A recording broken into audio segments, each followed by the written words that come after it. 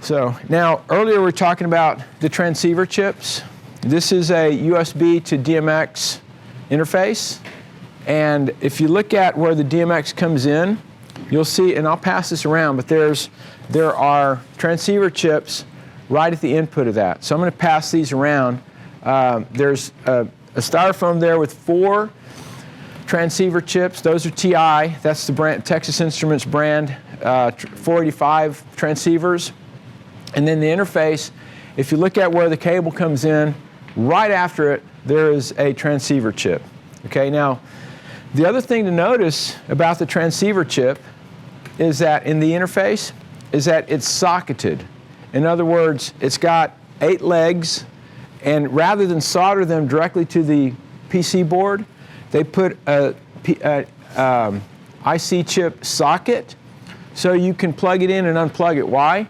Because those are essentially sacrificial devices, meaning that they, if you get a voltage surge, and typically it's a lightning strike. You know, if lightning strikes the building, lightning is a huge amount of energy. And what happens is when lightning strikes the voltage for the entire building rises and falls very quickly. And when that happens, because your cable, when you plug in your DMX cable into your fixture or your console, pin 1 is the shield. And pin 1 is also connected to the chassis of the console. And when you plug in to power up the console, the chassis is also connected to the grounding cable of your power cable, which is connected to building steel, you know? So when the building takes a lightning strike, the voltage rises and falls very quickly, which means that that voltage translates to the shield of your DMX cable. So it's not unusual for that to cause the transceiver chips to blow up on your console or your fixtures. So therefore, most of the time, those things are going to be easy to replace. They put them in a place on the fixture where they're easy to get to, and they're easy to replace. You're either going to take a chip puller, which looks like a pair of tweezers with a claw on the end, and you can pop one out, pop a new one in, or it'll be on a tiny little circuit board with 2 screws. You can unscrew and disconnect the connector on it and pop a new one in. And usually they're very inexpensive. They don't cost that much. They're sacrificial devices. Okay? So now, moving on here. Now, the way DMX works, you have your home run from your console to the first fixture, and then you can daisy chain the cables. Now, every fixture has a DMX input and a DMX output. So from the console, you plug the home run into the input of the first fixture, and then from the output of the second, you run a cable over to the next fixture and plug it in the input of the second fixture, and you daisy chain them all the way down. When you get to the last fixture in the link, then there's going to be nothing plugged into the DMX output port. And that means that you have an open port between pins 2 and 3, which is where the signal goes, on the 5-pin XLR. Pins 2 and 3 carry the DMX data. So if you plug nothing in, that means you have an infinite impedance between them. It's air, right? You have an air gap in between them. So that's like a big resistor at the end. Giant resistor. It's like a brick wall, really. And so what happens is the data will come down the line and it hits that brick wall and it bounces back. Now, believe it or not, it is possible for voltages to reflect off of high impedance. When you hit an interface between low impedance and high impedance, or any change in impedance, from low impedance to medium impedance, medium to high, whatever, you get signal reflections. And if the signal is reflected back, now you have an outgoing signal and a return signal, and they can reinforce and cancel. This is a picture of an oscilloscope showing a DMX signal without a signal reflection. So this is the true data. This is what's called the data complement. The data complement means that it goes low when the true data goes high and vice versa. And so if you don't terminate your data runs and you have that signal reflection, the signal reflection mixes with the outgoing signal and you get these spikes and these dips and it corrupts the signal. And that can cause flicker. And so you're supposed to terminate your data. You know, several years, I used to do a lot of church lighting design, and we did I did a design for a church in, this one was in Sacramento, California, and it was at First Baptist Church in Sacramento, and it had a very long sanctuary, and we put 16 LED fixtures down each side of the sanctuary. And after it was installed, I turned on the console, I started programming, and when I looked up, the LEDs were kind of flickering. But there's a row of 16 on either side. It's only the ones in the middle that were flickering. And so that's a classic symptom of what can happen when you don't put a terminator in your data link.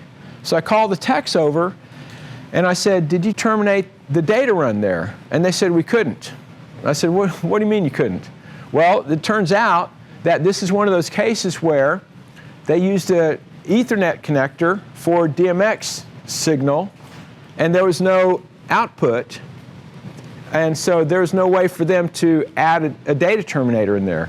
And it took them 2 weeks, but they finally figured out, they built an RJ45 connector with the cable coming into it, and then they spliced in a tail, and they soldered a 120 ohm resistor, and as soon as they plugged that in, that took care of the problem, you know?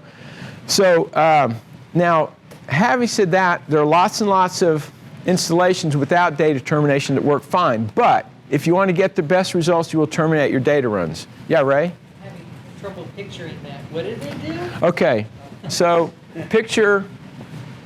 so this particular fixture has a power supply and data combined. So here's your power supply, and then there's an RJ45 connector, and this goes to your fixtures, you know. So how did that work now? I forget exactly how it worked, but in the end, they had one Ethernet connector that output the DMX signal, and there was no easy way to just plug in a data terminator. So what they had to do is they built a tail coming off of this and put a resistor on it. It's kind of a tricky thing to do. That's why it took them so long to figure out. If you think about taking a Neutrik barrel to connect two RJ45s together because your distance isn't long enough, and opening that box and inserting it onto the DMX pins, that's what ends up happening. We've had to do a couple of casino installs. Yeah. I need to look that up again because I'm forgetting exactly what the physical configuration was, but I can find it though. So you don't know what the product was? Oh yeah, I know. It was a Color Kinetics Color Blast. Yeah, Color Blast 12. Yes. Oh, okay. And they all lead to the main power supply. Right. Yeah. Oh, that's what it was. Yeah, they had their, okay, I remember now. So what happened was you had a single input for DMX from the console. This came from the console. Just one input, and then you had individual cables going to each fixture or something like that. So the DMX came in on the Ethernet jack, but there was only one port. That was it. And everything else was hardwired from there. So there's no way to terminate it. So, but they eventually figured it out. Okay, question? For fixtures that have 3 and 5 pin, 2 sets, how do you properly terminate those? Because sometimes you can go in 3, out 5, or vice versa. Yeah. And sometimes I've seen I've spidered in a pinch. Yeah. Yeah. Is that acceptable? Okay, so the question is, so in the early days, so technically, DMX is supposed to be, in order to be code compliant, it's supposed to be a 5-pin XLR connector. But if you look around, you'll find that there are lots of devices, lots of movers, and lots of LEDs that have 3-pin XLR. What's up with that? Well, it turns out that in the early days of DMX, pins 4 and 5 were not used. The only reason they specified 5-pin XLR is to distinguish it from microphone cable. They didn't want you to use microphone cable for DMX because it's not good cable for that purpose. So therefore, some manufacturers, to save money or for whatever reason, decided to use 3-pin XLR instead of 5-pin XLR. It works. Technically, it's not DMX code compliant. So what happened over the last, I don't know, 5 or 8 years or so, now a lot of lights have both 3-pin and 5-pin on the same fixture, which is nice because now you don't have to, if you have a 5-pin from the console and a 3-pin at the fixture, now you have to have an adapter or a turnaround. But now you don't need that because it gives you both options. But the question is, how do you terminate that? Well, it's simple. You pick one. You either terminate the 3-pin or you terminate the 5-pin. If you're going to terminate the 3-pin, then there'll be 3 pins, and you still connect the 120 ohm resistor across pins 2 and 3. If it's a 5-pin, the same thing. You take a 120 ohm resistor and you solder it across pins 2 and 3. Now, what you'll actually do is you'll take an XLR connector. So you're going to want a, a male XLR connector, and you, instead of soldering cable to it, you'll take the shell off and you solder a 120 ohm resistor. And you can get 120 ohm resistors online at Fry's. You used to be able to go down to Radio Shack and get them, but not anymore. And just solder it across pins 2 and 3, and you're done. It's very inexpensive to do. It's very easy to do. There's no magic. But you need to get in the habit of terminating your data runs. Yeah, Red? You just buy the Elation. There you go. Yeah, how much are those? So Red says, or you can just buy the Elation data terminators. Yes, you can. How much do they? How much? Less than $10. See, it's your labor is worth more than that. You're absolutely right. You're far better off. And at the next break, if you can go grab a couple of those, we can. Okay, very good. Thank you. Yeah. Question. Does terminating the 5-pin also terminate the 3-pin? Yeah, because they're wired in parallel. So, in other words, if you have a 3-pin and a 5-pin, they're wired in parallel, right? So that means that when you solder a resistor across one, you're also soldering across the other. So you can plug it into either one, and it takes care of it. There's no trick to it. Yes? Is that a fixed number for the resistance, or it depends on the length of the... I'm sorry, say it again? Is that the 120 ohms? Is that a fixed number resistance, or it depends on the length of... No, that's fixed. Now, the reason we want 120 ohms is because the characteristic impedance of the cable is 120 ohms. So if we solder 120 ohm resistor, or if we plug in 120 ohm resistor in the last fixture, then the controller thinks it's sending a signal to an infinite length of cable. And that way you get no signal reflections. What's actually happening is this resistor is absorbing that electrical energy. You know, the current coming through the DMX cable, electricity is energy, right? And if you read physics books, they'll tell you that you can't destroy energy, you can't create energy. All it can do is change forms, right? So we can take electrical energy and we can convert it to light, we can convert it to sound, we can convert it to motion, or we can convert it to heat. And that's what a resistor does. A resistor takes that electrical energy and it changes it to heat, and it absorbs all the energy, and the heat is released out in the atmosphere, and it prevents the signal reflections, and you have a much more stable system. Okay? Now, if you look at, they have these online forums, and they have Facebook for theatrical, systems, and very often, this comes up on a regular basis, people will talk about data termination. And there are people in the industry who, for whatever reason, believe that you don't need to terminate your data runs. That's not true. You do need to terminate your data runs, and people will argue with you. And in fact, you know, if you ever work any other shows, like say, for example, if you're a stagehand and you go work at the Staples Arena, and some band comes through, like Ed Sheeran comes through town, if you were to look at their system there, then chances are they're probably not terminating their data runs. That doesn't mean that you shouldn't do it. What it means is that they are not following best practices. That means that they probably have some problems with their system periodically. You know, yes? I have a question with that. What issues would you get? You mentioned flickering when you don't use a terminator. Yeah, so if you don't have a terminator, you get flicker. Sometimes the yoke will shake, sometimes gobos will shake, sometimes color wheels will shake. Those are all symptoms of lack of data termination. Yeah, Ray? In answer to his question, I don't know if anybody noticed, but Anthony and I just noticed, right behind you, a little light flickered red. Oh, there you go. Our showroom does not have termination. There you go. See? Yeah. So chances are that you can resolve that by terminating it. So, Richard, yes. I know you haven't talked about RDM yet, but I've seen a lot of RDM not work until it is terminated. Right. Oh, well, okay. I've seen a lot of, I'm not familiar with that issue.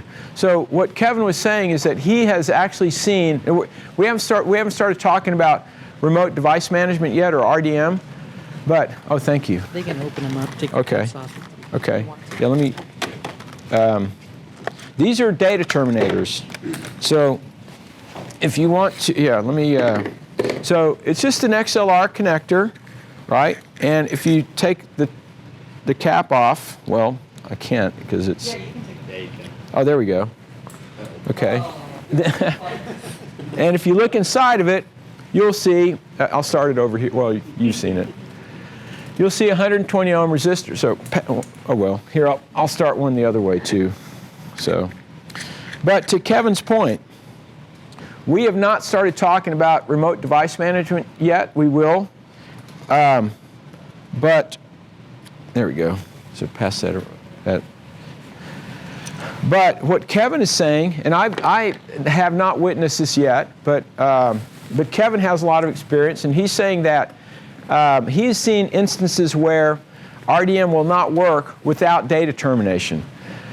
Now, I have seen other instances that mimic lack of data termination because of RDM, but we'll talk about that a little bit later on, okay?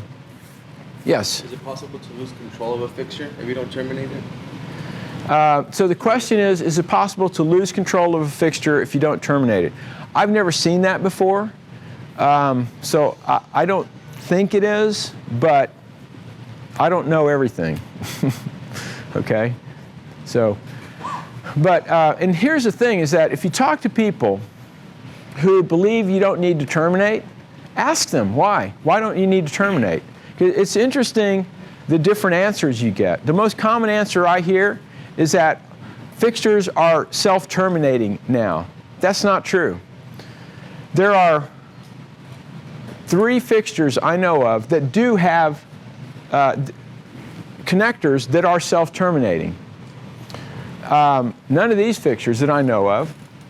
The ones that I know have self-termination are the ETC Celador D60s, the ETC Source 4 LED Series 2, not the Series 1, and the KinaFlow. If you shoot movies and you use fluorescent fixtures like the Image 87s, those are self-terminating, which means that they have the XLR port, the connector, has a built-in normally closed contact. And when the manufacturer builds that fixture, they will take that 120 ohm resistor and they solder it through that normally closed contact between pins 2 and 3. And then when you plug in a cable, it opens up that normally closed contact to take that terminator out if it's passing signal down to the next fixture. But if you don't have something plugged in, it automatically terminates. But those are the only fixtures that I know of that have those. And I've checked, because I ask people all the time, when people say, oh, fixtures are self-terminating, I'll say, really, which models have you noticed are self-terminating? And most of the time the answer is, well, I don't know. But sometimes the answer is, oh, the Verilights are self-terminating. And so in that case, I'll take out my phone, I call up the user manual for that fixture, and I'll point to the part that says, really, because right here it says you're supposed to terminate your data runs, you know. Now, the only time they'd ever got me in trouble was, you know, a couple of years ago, I did the projection design for a production of the musical Rent at Texas State University. And during tech rehearsals, we were sitting in the house, and the lighting designer sitting next to me. And this was in a brand new performing arts center. And the technical director for the theater came to me and he said, hey, you know, we've got this weird problem with these fixtures. If you keep your eye on the upstage electric, you'll see these LEDs. Every once in a while they flicker. And so I was watching them, and sure enough, I could see this faint flicker. And I said, well, did you terminate your data runs? And the lighting designer said, oh, you don't need to, those are self-terminating. And I said, no, they're not. And as soon as I said it, I thought, oh man, I should have checked first before I opened my big fat mouth. So I, you know, very surreptitiously pulled out my cell phone. I looked up, these were Celador D60s. And I pulled out the user manual, I looked it up, and sure enough, they were self-terminating. But the next week, I went to London to a trade show, and I went to the manufacturer, and I said, do you guys is there a hardware engineer here from your company? They said, yeah, they brought this guy out that I met. And I said, so the D60s, those are self-terminating, right? He said, yeah. I said, and this was before they started coming out with the Source 4 LED Series 2. I said, are any of your other fixtures self-terminating? He said, no. So, you know, it's very, very uncommon. So if somebody suggests to you that fixtures are self-terminating, don't believe them, but check it. You know, look up the user manual, and chances are they're not. Yes? Our splitters, for instance, that we have a terminate button. That should be good, right? Yeah. So a lot of data splitters have a button to terminate or not terminate. So, but most splitters, if you don't have a link plugged in, you don't have to terminate that output. But if it has a terminate button, by all means, terminate it. Okay? So, people will give you all kinds of reasons why they don't terminate. Terminate your data lines. Why? Because, and here's the other thing, is that because I teach a lot of classes, and I encourage people to call me or email me when they have weird issues. And so I get, you know, a number of calls and emails. And so if somebody calls me up and says, we're having this weird problem with DMX, the very first thing I'm going to say is, did you terminate your data runs? And if the answer is no, why bother doing any more troubleshooting? Because that's most likely the cause of the problem, right? So after you terminate it, then you can start your troubleshooting. So why not just start by terminating your data runs anyway? It's not hard to do. It's not expensive to do, you know. So it's just good practice. And this is all about developing good practices. You know, you can, as you go out there and do your shows, people are going to, you know, like it or not, they're judging the quality of your work. You know, I carry around a picture that I took. Look at this. You see what that is? Do you see what that says? Check that out. I'll show it to the camera in a moment. That's Rembrandt's signature. That's Rembrandt's signature. I was in an art museum last fall, and his signature struck me. Like, wow, that is a beautiful signature. He invented his own font, you know? And so I carry it around with me as a reminder that everything you do, Tap your screen. oh, everything you do, you're putting your signature on it. You know, when you put a show together and you haphazardly slap the system together and pile the cables in a wad, that's your signature. On the other hand, if you route them beautifully and you coil them up nicely, and somebody comes along and sees it, they're like, oh my God, that's awesome. That's your signature. Take time to have a beautiful signature. And part of your signature is, technologically, what are you doing with your system? Do you follow best practices? Do you terminate your data runs? Put some care and love into your craft. This is your livelihood. Make it the best you can be. Yeah, Ray? My experience is that generally people that don't care about termination are probably the same people that don't care about running proper data cable. Yeah. Yeah, that's a good point. It becomes a habit. It becomes pattern. So yeah, think about that. You're exactly right, Ray. I agree. So that's why we terminate. If you terminate your data runs, you get a nice clean signal. If you don't, you get signal reflections, and it can change your data. Okay. So. I put together some. There are a lot of myths in our industry. As you travel around, you'll hear things. One time a person called me up and said, "Hey, they're putting a lighting system in an opera house," and they said that they said, "Hey, is it true that if you take a Sockapex cable and you wrap it around a pipe, that it would cause electricity to run down the pipe?" No, of course not. But you hear those kinds of things all the time. And you hear similar kind of things about terminating data runs. First of all, fixtures are not self-terminating. There are a couple, but chances are the ones you have are not. And it's a real simple thing to do. When you daisy chain your signal, your cable, the last fixture, you plug in your data terminator, okay? Now, as far as testing your DMX signals go, it's really a good idea to have a specific tester for DMX purposes, okay? Several years ago, I designed the lights for a church in Livermore, California.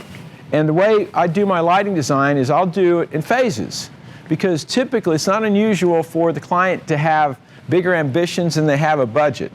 So if you just give them the entire thing at one time, then chances are they're going to start value engineering it, and they're going to cut the wrong things from your system, and it's not going to perform like it should. I learned that very early on. So I started offering, here's your phase A, here's phase B, here's phase C. And so phase A had already been installed in this church in Livermore. 2 years later, I got a phone call from the church saying, hey, we're ready to move on to phase B, which was to add more moving lights. And they said, would you come out and reprogram the console and retrain the staff?